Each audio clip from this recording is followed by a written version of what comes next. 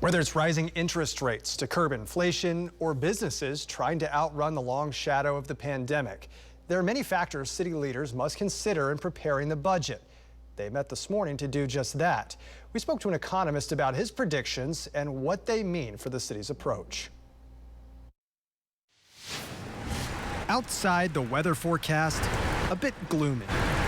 Inside, the economic forecast, no one knows what's going to happen. A little bit gloomy, but at the same time, I think it's also a little bit more of a realistic outlook. Economist Russell Evans is realistic in his outlook for 2023. A little weaker than we projected. So we're in for a very different 2023 than 2022, and a recession is certainly a possibility. A possibility few want to hear, but cities must consider. We're not saying it out loud just yet. Christian York is the city's budget director. We're building our budget based on a very conservative growth estimate for next year. Conservative growth leading to a conservative approach. We're operating within a safety margin to make sure we're not riding a budget roller coaster with our city services and our staffing. Not overextending, but making sure reserves and funds are there after a lucrative 2022. And luckily, we have some sectors that are doing very well. Our sales tax growth has been unprecedented over the last year. Okay, there's been some requests for a 5-minute break on that. A year Evans says was supported by monetary and economic policy. Households were flush with savings and access to credit,